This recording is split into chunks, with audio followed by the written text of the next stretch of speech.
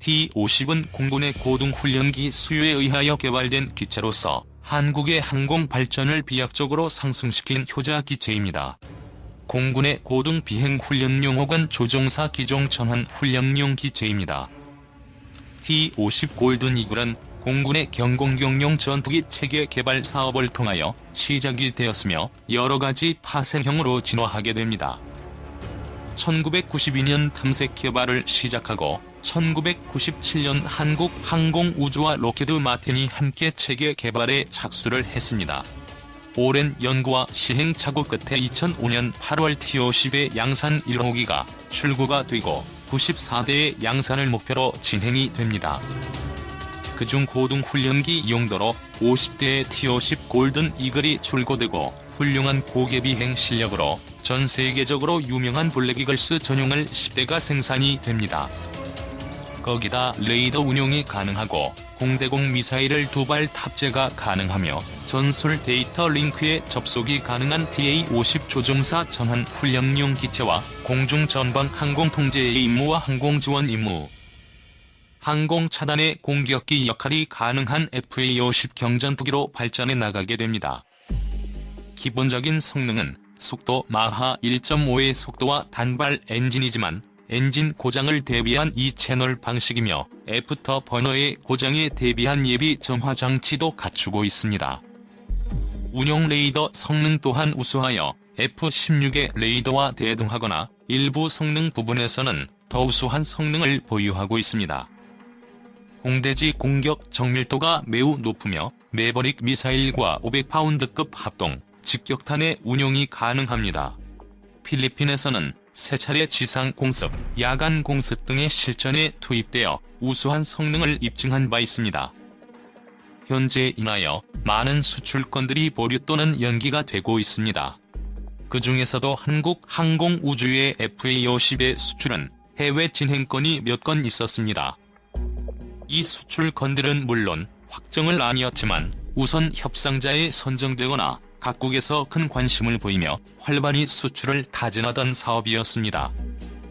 거의 확실시되고 있는 미공군의 RFX 리포지 프로젝트에 히로드 항공을 통하여 4에서 8대가 도입된다는 사업건이 있습니다.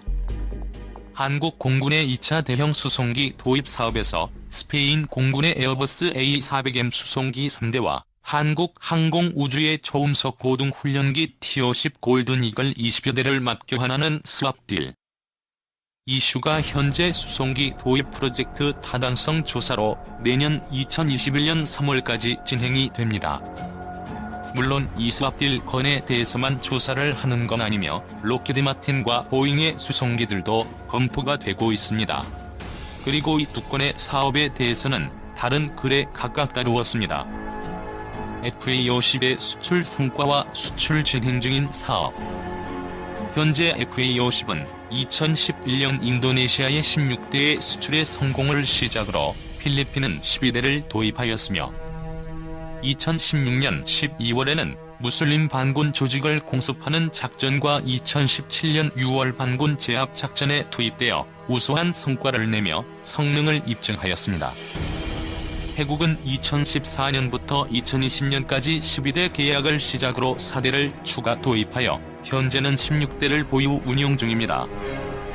그리고 단일 국가로는 2013년 12월 이라크에 24대 수출된 건이 가장 큰 수출 성과입니다.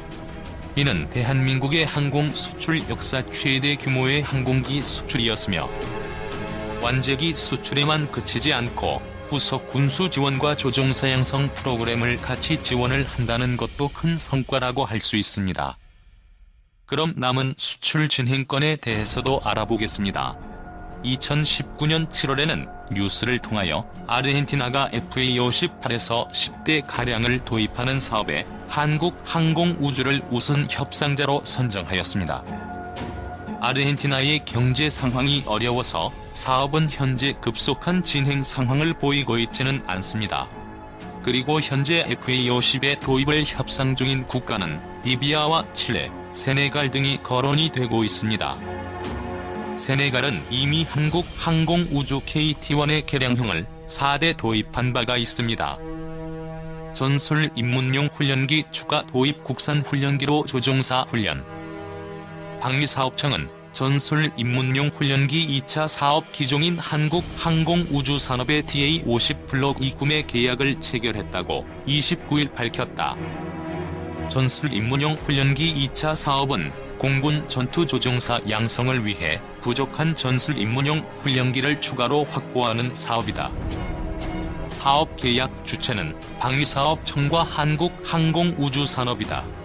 방위사업청은 이번 계약으로 생산 유발효과 1조 9,636억 원, 고용 창출 효과 8,893명을 예상하고 있다. 사천과 창원 등 항공산업과 연계된 지역경제 활성화에도 기여할 것이라고 방위사업청은 밝혔다. 전술 입문용 훈련기 DA-50은 전투조종사가 전투비행대대에 배치되기 전 무장과 레이더 운용 등 전술 임무를 숙달하는 항공기다. DA-50은 고등훈련기인 T-50과 동시에 개발돼 2012년 1차 전력화가 완료됐다. 전술 입문용 훈련기가 추가로 도입되면 전투조종사의 훈련 효과가 커질 전망이다. F-15, F-16, 또 향후 전력화될 F-35의 KF-X 등 최신 전투임무기 적응이 빨라질 전망이다. 아울러 우리 공군은 전투조종사 양성에 필요한 입문, 기본, 고등, 전술 입문 등 모든 훈련기를 국산화하게 됐다. 입문 과정은 KT-100, 기본 과정은 KT-1, 고등 과정은 T-50, 전술 입문 과정은 DA-50이 맞는다. 방위사업청은 모든 훈련에 국내 개발된 항공기를 사용하게 됨에 따라 항공기 개발국가로서 위상을 재확인했다고 밝혔다. 초음속 고등훈련기 T-50의 진화. 50만 개 부품이 조립되는 과정은 장관이었다. 각 단계를 지날 때마다 비행기는 본 모습을 갖춰갔다. 지난 14일 일행은 경남 사천의 드넓은 지역에 자리 잡은 한국항공우주산업을 찾았다. 현장에서 직접 우리나라 항공산업의 현황을 파악하기 위해 마련된 자리였다. 기둥 없이 지어진 조립 현장은 가로, 세로가 180m, 120m다. 외국의 항공업체들이 부러워할 정도로 공정은 체계적이었다. 눈앞에서 T-50은 그 형체를 조금씩 드러냈다. 체계적인 공정 갖춘 조립 현장. T-50 체계 개발 사업은 1992년에 함색 개발에 착수한 이후 1997년 국책 사업으로 체계 개발에 들어갔다. 2006년 1월 최종 개발이 완료됐다. 개발 과정에서 카이는 설계, 해석, 지상시험 및 비행시험 등 체계종합 분야의 시제기 조립, ILS 훈련체계 개발을 수행했다. 카이는 세계 최초로 동시공학적인 최첨단 디지털 개발 기법을 적용하여 상세 설계 및 시제작 일정을 각각 8개월, 3개월 단축했고 2003년 10월에 T-50 제1호기를 출고했다. T-50은 2003년 2월 19일 초음속 돌파 비행에 성공했다. 공군에 따르면 T-50은 훈련 기간을 20% 단축했고 훈련 비용은 30% 절감했다. 반면에 조종사 기량은 40%가 상승했다고 한다. 또한 F-16과 인터페이스가 90% 이상 유사해 무장시험을 하는 하이퍼포먼스에도 적합하다. T-50은 연료 탱크 7개를 장착한다. 날개에도 연료가 들어가는데 2.1톤가량이다. 참고로 타이어는 30번 정도 사용하면 교체해야 한다고 전했다. 한국은 T-50 개발을 통해 자체 기술로 초음속 비행기를 제작한 12번째 국가이다. 카이는 현재 미국, 유럽연합, UAE, 싱가포르, 그리스, 폴란드 등을 대상으로 T-50을 수출하기 위해 노력 중이다. 참고로 T-50은 이탈리아 M346과 경합 중이다. 훈련 비용 30% 절감, 조종사 기량 40% 상승. 한편 카이는 지난해 8,002억 원의 매출을 올렸다. 군수 부분이 73%를 차지했는데 관계자에 따르면 앞으로 민간 부분을 점차 늘려갈 계획이다. 또한 한국형 무인 전투기 연구에도 역점을 두려고 한다. 로키드는 카이의 항공기 개발 능력을 9.0 이상으로 평가했다. 덧붙여 카이는 소프트웨어 개발 능력을 정량적으로 측정하는 지표인 CMMI에서 레벨 3을 얻었다. 우리나라는 2003년 11월 한국증권전산이 국내 IT 기업으로는 처음으로 레벨 3 심사를 통과한 바 있다. 영국이 T-50을 훈련기로 구매한다고? 그렇지 않다. 하지만 지난 주말 이 소식은 각종 밀리터리 게시판을 달구며 퍼졌다. 열광과 전파에는 이유가 있다. 먼저 사실처럼 퍼진 이유를 보자. 방위사업청 홈페이지에 관련 소식이 명시돼 있기 때문이다. 지난 5월 25일 작성된 정보 목록의 제목이 바로 수출 예비 승인 관련 검토 의견 제출. 누가 봐도 수출 협상이 진행 중이라는 인상을 주기 십상이다. 밀리터리 매니아들이 제목과 담당 부서, 담당자, 문서 번호만 적힌 이 화면에 꽂힌 이유가 있다. 상대가 영국이기 때문이다. 20세기 초까지 해가 지지 않는 제국으로 호령하던 영국의 군수 산업이 예전만 못하지만 훈련기 분야에서는 여전히 세계적인 강자다. 우리나라 공군이 T-50 초음속 고등훈련기를 개발하기 직전까지 운영하던 고등훈련기가 바로 영국 호크사 제품이다. 한국 공군은 20대의 호크기의 고등훈련기는 물론 제한적인 경공격기 임무까지 부여할 정도로 호크기는 범용성을 자랑하는 기체다. 수많은 파생형으로 누적 생산 1000대가 넘는 명품 훈련기 호크를 제작하는 영국이 한국산 T-50을 구매한다면 일대 사건임이 틀림없다. T-50이 그만큼 뛰어나다는 기대에 부풀었기 때문일까? 엉뚱한 해석과 전망이 판치는 분위기다. 미공군 차기 훈련기 사업의 승자가 T-50으로 정해졌다는 소식을 미리 안 영국이 입맛을 다시고 있다는 분석까지 나왔다. 미국의 DX는 마지막 가격 경쟁 단계에 접어들었다.